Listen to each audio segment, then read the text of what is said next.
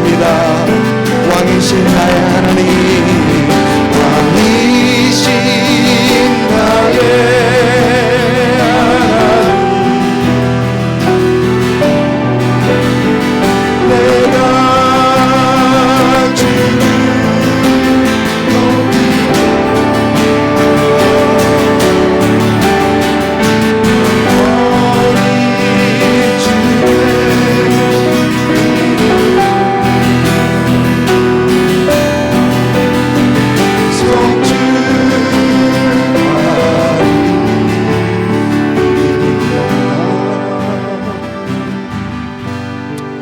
사랑의 하나님, 왕이신 우리 하나님 아버지, 참 감사합니다. 뒤에 보니까 참 반가운 얼굴 한 분 더 알겠습니다. Marissa, good to see you. Good to see you. Welcome. Welcome. 예, 오래전에 함께 예배드렸던 그런 자매인데 오늘 같이 방문했습니다. 지난주 멕시코 아구에스칼리엔테스에서 사역하시는 정민아 선교사님 말씀 중에 그 한 말씀이 기억이 납니다. 하나님께서 선교사님에게 하셨던 그 말씀인데, 나는 내가 멕시코에서 죽었으면 좋겠다. 기억하시죠? 월요일을 함께 선교사님과 이렇게 사모님과 저희 아내와 이렇게 네 사람이서 이렇게 시간을 보내고 교제를 했는데, 그 말씀을 또 하세요. 그 말씀을 또 하십니다. 나는 내가 멕시코에서 죽었으면 좋겠다. 선교사님과 이렇게 오래전에 대화하다 보니까 선교사님께서 아구아스칼리엔테, 우리는 잘 들어보지 못한 곳 아닙니까? 그래서 선교사님에게 어떻게 아구아스칼리엔테까지 들어가게 되셨습니까? 라고 하니까 선교사님들이 안 계신 곳, 선교사가 없는 곳을 찾다 보니까 그곳까지 들어가게 되었다. 그리고 하나님께서는 지금 약 20년 동안 그곳에서 선교를 잘 하게 하시고, 이제 하나님께서는 이제 멕시코 그 땅에서 복음의 한 미랄이 되라 하시는 것입니다. 우리 대한민국이 복음을 받게 된 그런 과정 속에서 수많은 선교사님들이 복음의 한 미랄이 되었던 것을 우리는 너무나도 잘 알고 있습니다. 이용남이라는 분이 저술한 복음에 미치다라는 그 책이 있는데, 그 책을 보면 한 호주 선교사님에 대해서 얘기를 합니다. 호주 출신인 조세프 헨리 데이비스 이 목사님과 그 누나 메리 데이비스 선교사님은 1889년, 그러니까 꽤 오래됐죠. 1889년 8월 22일 호주 멜빈에서 이제 배를 타고 태평양을 건너서 1889년 10월 2일에 부산에 도착합니다. 그들이 사역을 시작하기 전에 서울로 올라가서 그때는 경성이었나요? 서울로 올라가서 이제 언어를 배웠고, 얼마큼 언어가 되자 이제 부산으로 향합니다. 수원, 천안, 대구 이렇게 거쳐서 1890년 4월 4일에 부산에 도착했는데, 그런데 이 조세프 헨리 데이비스 선교사님은 부산에 도착하기 전에 5일 동안 아무것도 먹지 못합니다. 아무것도 못 드십니다. 왜? 천연두와 폐렴이 걸려서 아무것도 못 먹습니다. 그리고 그들이 목표하던 이 부산에 도착한 바로 다음 날인 4월 5일 하나님의 부르심을 받습니다. 이 데이비스 선교사님은 부산의 선교의 꿈을 이루어 보지도 못한 채 부산 영성동이라는 곳에 묻히고 맙니다. 여러분, 그런데 이 순교의 피는 절대 헛되지 않습니다. 선교의 피는 반드시 흐르게 되어 있습니다. 이 데이비스 선교사님의 이 참 아쉬운 그 소식은 그를 파송했던 호주 멜빈에서 전해졌고, 그 많은 사람들이 이 데이비스 선교사님의 순교를 헛되지 않게 하기 위해서 이곳저곳에서 많은 사람들이 일어납니다. 이 한 사람으로 인해, 한 분으로 인해 조선이라는 나라가 소개가 되고 그 한 밀알이 땅에 떨어져 죽음으로 인해 많은 또 수많은 사람들이 불같이 일어나서 조선을 위해서 헌신하였다고 합니다. 여러분들과 함께 오늘은 이 한 밀알에 대해서 생각해 보려고 합니다. 요한복음 11장에서 우리 주님께서는 죽었던 나사로를 살리십니다. 나사로를 살리시는 그 과정 속에서 우리 주님께서는 요한복음 11장 25절과 26절을 보면 나는 부활이요 생명이니 나를 믿는 자는 죽어도 살겠고 무릇 살아서 나를 믿는 자는 영원히 죽지 아니하리라. 이것을 내가 믿느냐라고 하시는데 이 예수님의 말씀은 예수님께서는 생명의 주인이신 하나님이신 뿐만 아니라 예수 믿는 모든 사람에게 부활의 소망이 되심을 우리 주님께서는 말씀하십니다. 요한복음 11장입니다. 그리고 요한복음 12장 바로 다음 장에서는 나사로가 죽었다가 살아났다는 그 베다니에서 예수님을 위한 잔치가 벌어집니다. 영어 성경을 보니까 A dinner was given in Jesus' honor 라고 하면서 이 잔치가 예수님을 위한 그 잔치였음을 말을 하고 있습니다. 사도 요한은 이 잔치에 대해서 기록하면서 나사로의 이름을 언급합니다. 또 많은 사람들이 예수님만 보러 오지 않고 죽었다가 살아난 나사로도 보러 왔다는 것을 말하고 있고요. 또 나사로의 누이 마르다는 여전히 부엌에서 일을 하고 있습니다.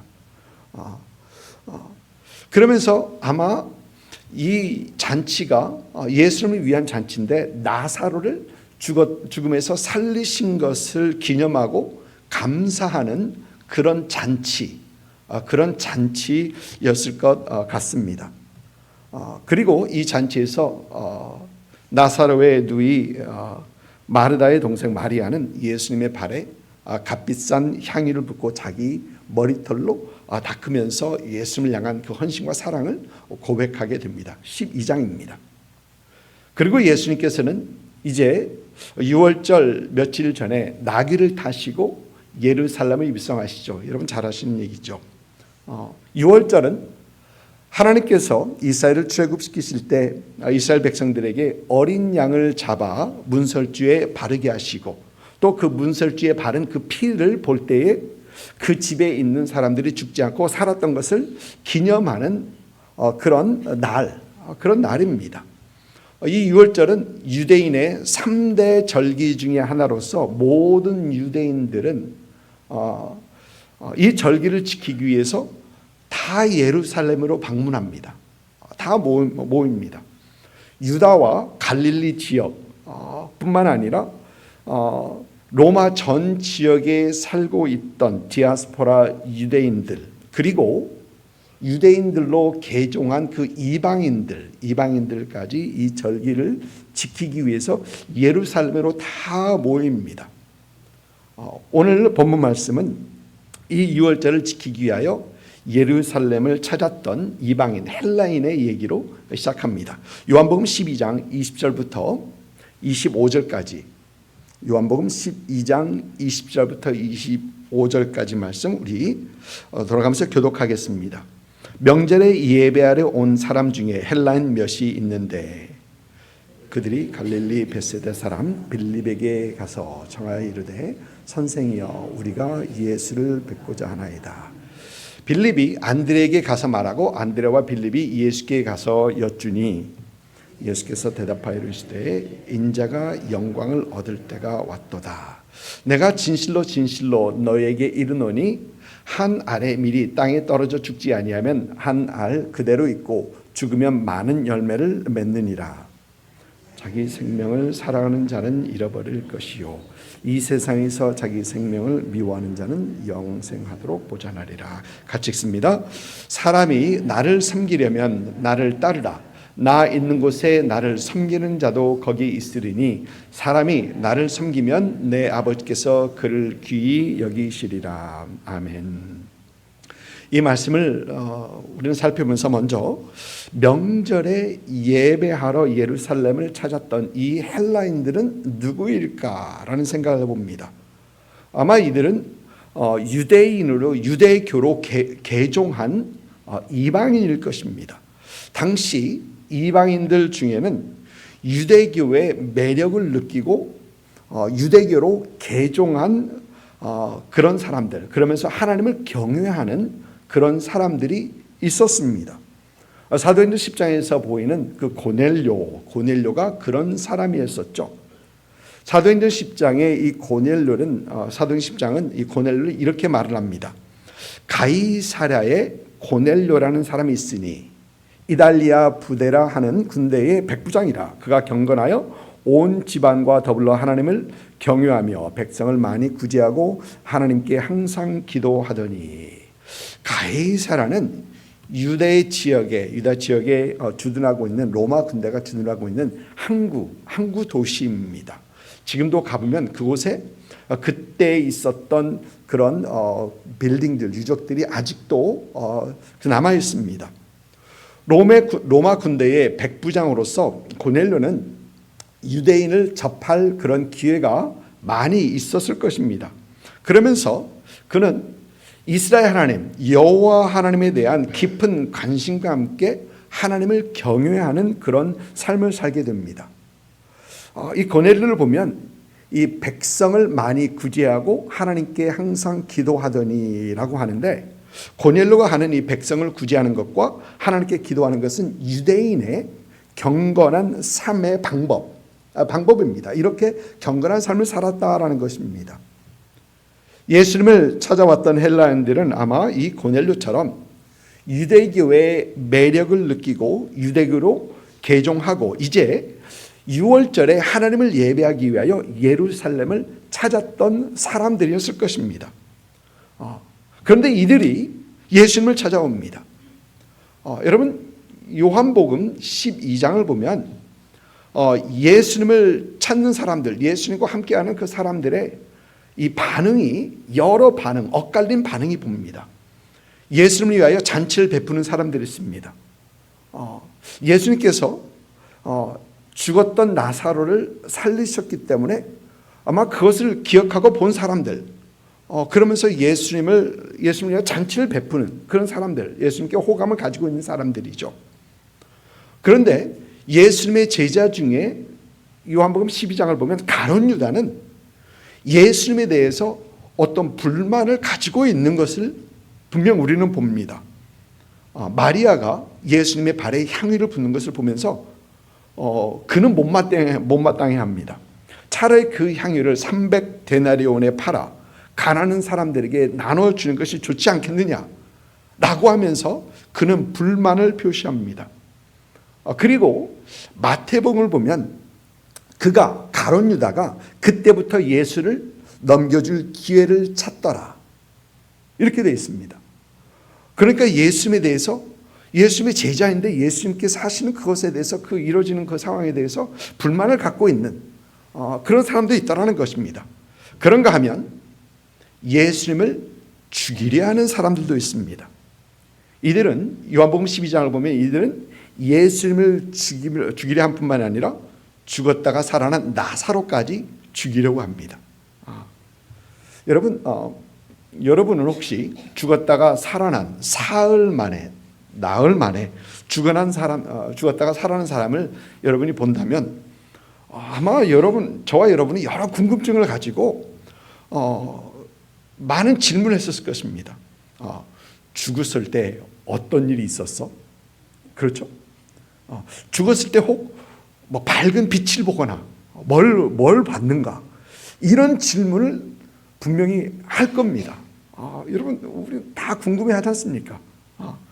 그런데 예수님을 죽이려는 사람들은 그 시기하는 마음에 그런 것들은 전혀 관심 없고 그저 죽이려 합니다. 예수님에게 호감을 가진 사람들이 있는가 하면, 예수님의 불병을 품은 사람들이 있는가 하면 예수님의 반감을 가지고 그를 죽이려는 사람도 있습니다. 그런데 여러분, 지금 이런 상황 속에서 헬라인들, 이방인들이 예수님을 찾아옵니다. 이들은 예수님에 대해 소문을 들었을 것입니다. 당연히 들을 수밖에 없었을 것입니다. 왜냐하면 당시 예수님은 충격적이고 신선한 센세이션을 일으키셨던 분입니다. 사람들의 대화 중심에 계셨던, 그분이 했던 그 얘기 들었어? 혹 들었어? 라고 하면서 모든 사람들의 대화 중심에 있었던 그런 예수님이십니다. 이들은 며칠 전에 예수님께서 나사로를 살리셨던 그 사건에 대해서도 분명히 들었을 것입니다. 또 예수님께서 그 며칠 후에 나귀를 타고 예루살렘에 입성하시는 그 모습도 그들은 봤을 것입니다. 그리고 또 그들은 종교 지도자들이 예수님을 죽이려 하는 그것도 들었을 것입니다. 그런데 그들이 예수님을 찾아옵니다. 이런 상황 속에서 예수님을 찾아옵니다. 여러분, 왜 그들이 우리 예수님을 찾아왔을까요? 저는 오늘 본문 말씀에서 보이는 이 헬라인들이 예수님을 찾아온 이유는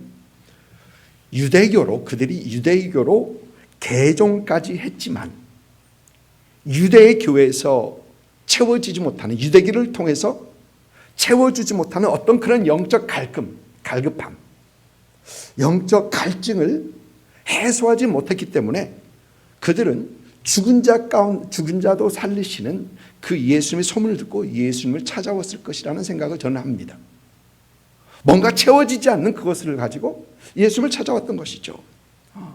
그들 안에 채워지지 않는 영적 갈증이 그들로 하여금 예수님을 찾게 했다고 저는 생각합니다. 여러분 기억하시죠? 니고데모라는 산헤드린의 공회원도 예수님을 한밤중에 찾아옵니다. 여러분, 니고데모라는 사람을 생각해보면 그는 산헤드린의 공회의 일원입니다. 그 얘기는 이는 이룰 걸 다 이뤘다는 얘기입니다. 가질 걸 다 가졌다는 사람입니다. 그런데 예수님을 밤중에 찾아옵니다. 왜 그렇습니까?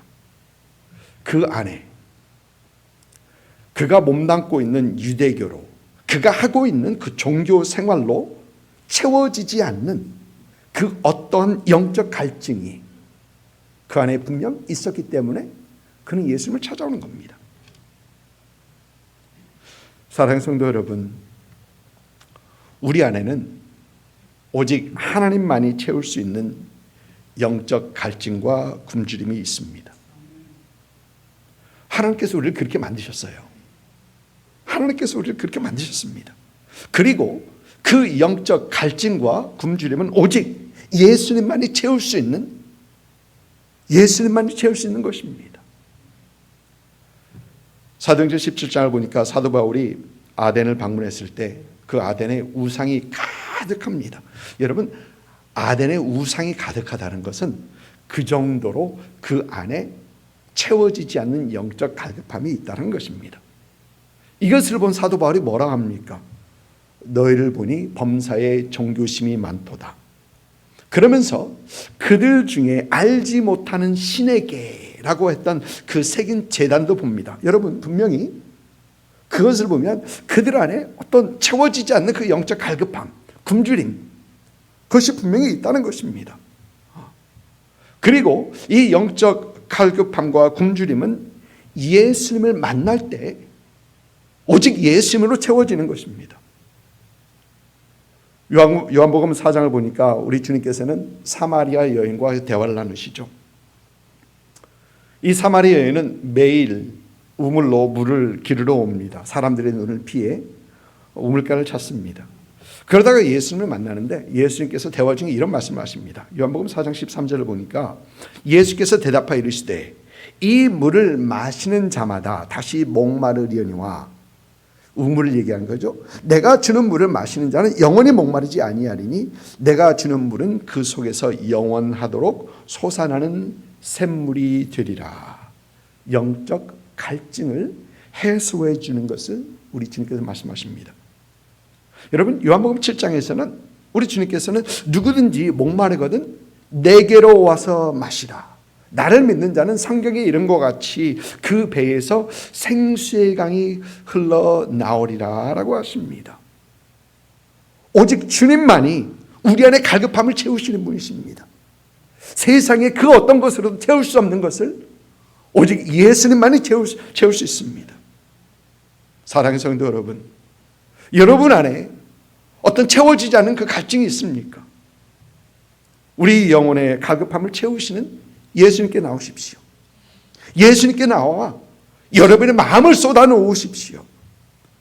그럴 때에 우리 주님께서는 우리에게 그 성령으로 채우시고 우리의 갈급함을 해소해 주시는 분이시는 것입니다. 주님 앞에 나와 여러분의 마음을 쏟아놓는 그런 은혜가 있으시기를 주님의 이름으로 축복을 드립니다. 오늘 말씀을 보면 이방인들이 예수님을 찾았다는 말을 들으신 주님께서는 인자가 영광을 얻을 때가 왔도다 라고 하십니다. 인자가 영광을 얻을 때가 왔도다. 주님께서 말씀하시는 이 영광을 얻을 때는 세상의 죄를 위하여 십자가를 달릴 때, 그때를 얘기하는 겁니다. 여러분 요한복음 보면 이 때에 대해서 자주 얘기합니다. 예수님께서 첫 기적을 행하신 곳이 가나라는 곳이었었죠. 여러분 기억하시죠? 가나에 있는 혼인잔치에서 포도주가 떨어졌을 때 예수님의 모친 마리아는 예수님에게 저들에게 포도주가 없나이다. 포도주가 다 떨어졌다는 얘기입니다. 그래서 여러분 우리 예수님의 반응 기억하세요? 여자요.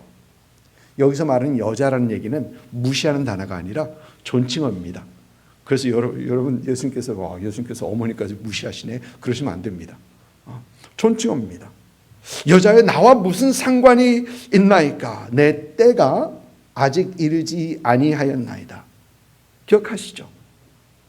여러분 우리 주님께서는 때를 말씀하십니다. 이곳에서뿐만 아니라 요한복음 7장 8절, 8장 20절, 9장, 13장 이렇게 쭉 예수님의 때를 말씀하십니다. 그리고 이 때는 예수님께서 십자가를 지실 그때, 예수님께서 이 땅에 떨어져 죽어 한 알에 밀이 되는 그때를 말하는 것입니다. 오늘 읽진 않았지만 요한복음 12장을 계속 읽어 내려다가 보면 예수님께서 이런 말씀하세요. 내가 땅에 들리면 모든 사람을 내게로 이끌겠노라. 여러분 땅에서 들린다는 얘기는 십자가의 죽음을 말씀하는 겁니다. 땅에서 십자가에 들린다라는 것을 말씀하십니다.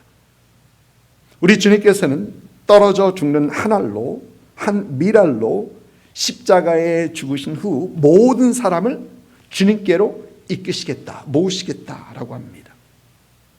그리고 주님께서 모든 사람을 이끄시기 위하여 예수님께로 나오는 그 모든 사람을 생명에 구원하시기 위하여 기꺼이 떨어져 죽는 그 한 알의 밀이 되셨던 것입니다.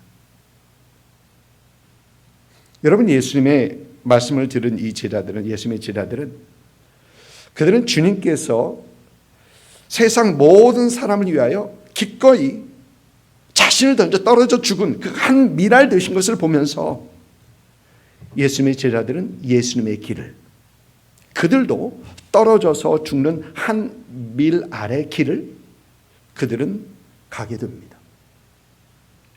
예수님의 제자들은 예수님을 배신한 가룟 유다와 반모섬에서 귀양살이로 그 인생을 마친 사도 요한 외에 모든 제자들은 복음을 위하여 또 많은 사람들을 예수님께로 이끌기 위한 한 밀, 떨어져서 죽는 한 밀알이 되었던 것입니다. 여러분 이 말씀은 오늘 말씀을 듣는 저와 여러분에게도 많은 사람을 주님께로 이끄는, 떨어져서 죽는 그 한 밀알이 되라라고 우리 말씀은 얘기하는 겁니다. 우리를 도전하는 겁니다. 저와 여러분을 향한 도전이십니다. 여러분 저와 여러분은 나를 위한 인생, 우리는 죽지 않고 살기 위한 인생을 살아갑니다.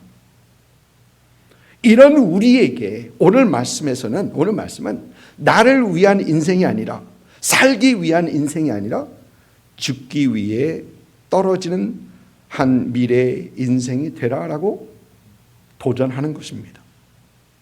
모든 사람을 나에게로가 아니라 주님께로 이끌기 위하여 기꺼이 떨어져 죽는 한 밀 아래의 인생이 되라. 주님을 따르라고 도전하고 있는 것입니다. 여러분, 사실 쉽지 않은 도전이죠. 그런데 여러분, 성도는 예수님을 따르는 사람들입니다. 성도는 우리 주님을 따르는 사람들입니다. 그렇다면 우리 모두는 한 밀알이 되신 주님을 따라 한 밀알의 인생을 살아야 하는 것입니다. 여러분, 오늘 우리가 함께 또 개개인이 해야 할 그런 결단입니다. 한 밀알의 인생을 우리는 결단해야 합니다.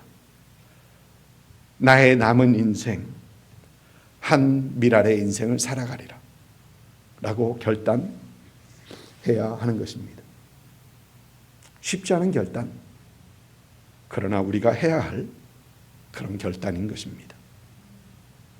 이런 결단을 할 수 있는 여러분 되시기를 주님의 이름으로 축복합니다.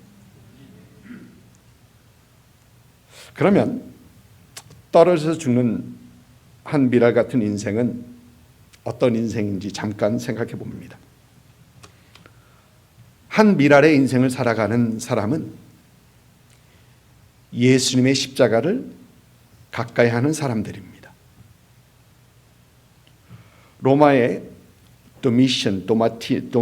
도미티아누스 황제는 그 어느 황제보다 교회를 핍박했던 그런 황제입니다. 이 도미티아누스 황제 때 안디옥 교회의 감독이었던 이그네시우스라는 사람은 이 교부는 짐승들에게 물려서 몸이 찢기며 순교를 당했다고 합니다. 그런데 그는 로마로 이제 잡혀가면서 호송되어 가면서 소아시아와 여러 교회에 있는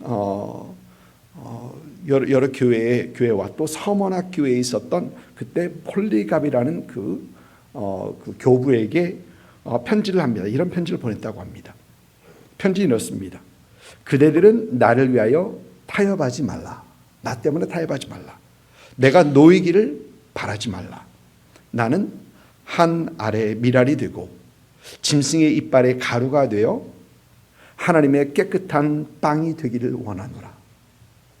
생각해보면 생각할수록 가슴이 울렁이었던 그런 내용입니다. 그리스도를 위하여 형벌을 당하기를 원하노라. 그리스도를 소유할 수 있다면 십자가에서 짐승의 이빨의 뼈가 가루가 되고 손과 발이 잘리더라도 결코 두려워하지 않겠다. 나에게는 오직 그리스도가 있을 뿐이다. 라는 편지를 그들에게 보냈다고 합니다.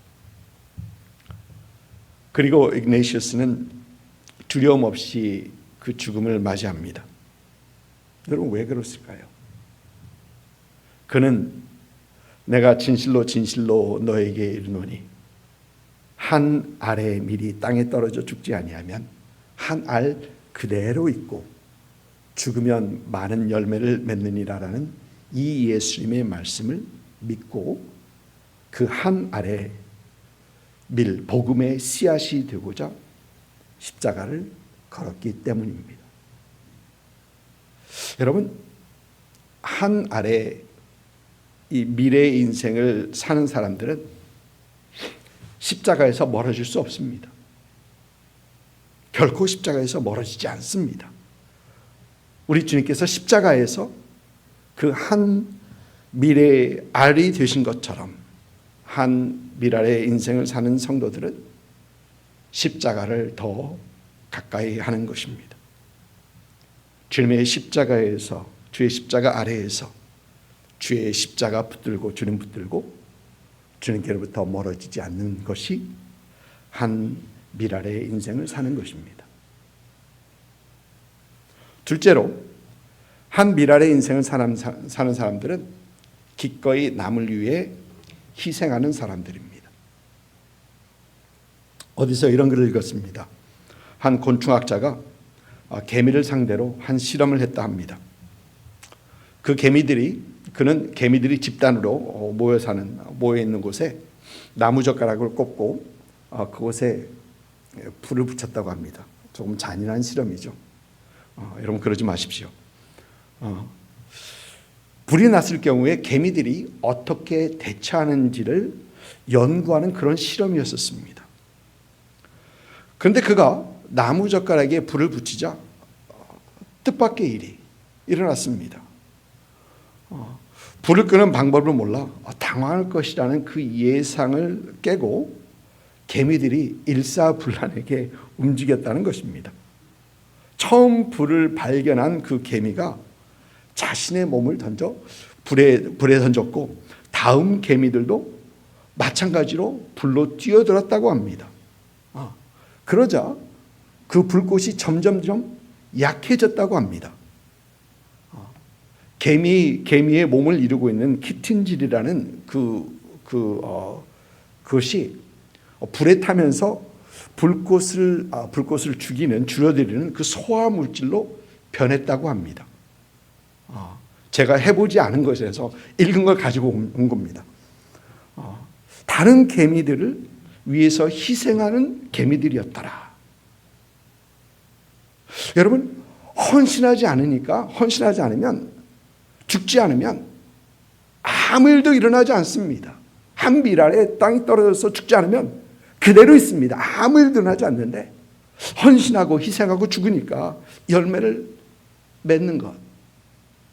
이것이 바로 한 미랄의 인생이라는 것입니다. 여러분, 이것은 한 가정에서도 그렇고요, 한 교회에서도 그렇고요, 한 사회에서도 그렇습니다. 헌신으로 섬기는 사람이 없으면 아무것도 되지 않습니다. 그러나 보이지 않는 곳에서 헌신하고 희생하고 자신의 몸을 던지는 그런 분들이 있기 때문에 하나님의 역사가 일어나는 것입니다. 그런 여러분들 있기를 주님의 이름으로 축복합니다. 또 한 미랄의 인생을 사는 사람들은 주님을 따르는 인생입니다. 오늘 말씀 보니까 우리 주님께서는 사람이 나를 섬기려면 나를 따르라 하십니다. 여러분, 주님의 길은, 주님께서 말씀하신 이 길은 십자가의 길이죠. 십자가의 길입니다. 주님의 길은 부귀영화나 자신만을 위한 그 길이 아닙니다. 우리 주님의 길은 고난이 기다리고 있는 그런 길입니다. 주님의 길은 섬김을 받는 길이 아니라 섬기는 길입니다. 그리고 우리 주님께서는 그 길에서 나를 따르라, 우리 주님께서 말씀하십니다. 어느 분이 아내와 함께 순환극, 예수님께서 십자가에 달리셨던 그것을 연극하는 그 순환극을 관람했다 합니다. 공연이 끝난 후에 이제 그들은 그 배우들을 만나기 위해서 백스테이지로 갔는데 예수님의 그 역할을 담당했던 그 사람과 이렇게 대화하던 중에 그는 그 배우가 짊어졌던 그 십자가를 발견합니다. 그리고 그 남편은 그 아내에게 그 십자가를 짊어진 자기 모습을 찍어달라고 부탁합니다. 그런데 그 큰 십자가를 짊어지는데 생각처럼 쉽지 않습니다. 한참 트라이하다가 결국 포기하고 배우에게 묻습니다. 이거 속 비어있는 게 아니었나요? 이거 왜 이렇게 무겁죠? 그러니까 그 배우가 대답합니다. 그 무게를 느끼지 아니하였다면 나는 그 역을 해내지 못했을 것입니다. 여러분, 혹 가벼운 십자가만을 찾고 계십니까? 내가 하고 싶은 거 다 하면서 편안하고 안락한 속에서 우리 주님을 따르고 계십니까? 나에게 손해보는 거 전혀 없고 땀과 눈물 드리지 않으면서 우리가 주님을 따르고 있는 우리의 모습은 아닙니까? 사랑하는 성도 여러분, 그렇게는 예수님을 따르지 못합니다. 그렇게 예수님을 따르지 못합니다. 속이 텅 빈 십자가를 지면서 참된 그리스도인의 삶을 살아갈 수 없는 것입니다. 왜요? 우리 주님께서 가신 길이 그 길이 아니고 우리 주님께서 지신 십자가가 그 십자가가 아니기 때문입니다. 여러분, 우리 예수 믿는 사람들에게 어려움이 있을까요? 없을까요? 어려움 당연히 있습니다. 사실 어려움이 있지 않다면 그것이 문제입니다. 세상과 마찰이 있습니다. 세상에 조롱이 있습니다. 여러분, 세상과 착하는 사람은 세상의 조롱을 받지 않습니다. 세상이 비웃지 않습니다. 세상이 비난하지 않습니다. 그러나 예수님을 따르는 사람, 세상의 비난 속에서 주님을 따르는 사람들, 이 사람들이 성도인 것입니다. 그리고 우리 주님께서는 그 십자가의 그 길에서 우리를 만나 주십니다. 우리를 만나 주시고 안아 주시고 만져 주시고 힘 주시고 우리를 위로해 주시는 것입니다. 함께 하시는 주님, 도우심의 주님의 손길은 십자가의 길에서 우리는 경험하게 되는 것입니다. 채워지지 않는 갈급한 심령으로 주님을 찾았던 헬라인들처럼 갈급한 심령으로 우리 주님을 찾고 한 밀알이 되신 주님을 따라 한 밀알의 인생을 살아가시는 그런 여러분들 있기를 주님 이름으로 축복합니다. 아멘. 이제는 우리 주 예수 그리스도의 은혜와 아버지 하나님의 극자신 사랑하심과 성령님의 감동 역사하심이 오늘 말씀에서 보이는 채워지지 않는 갈급한 심령으로 주님을 찾았던 헬라인들처럼 우리도 갈급한 심령으로 주님을 찾고 한 밀알이 되신 주님을 따라 한 밀알의 인생을 살아가기를 소망하시며 또 이를 위하여 결단하시는 오늘 예배에 함께한 모든 성도들 위에와 그들의 가정과 사업체 월터와 우리 템파하는 장로교 위에와 또 예수를 주로 고백하는 모든 교회 위에 지금으로부터 영원토록 함께 하시기를 우리 구주 예수님의 이름으로 축원하옵나이다.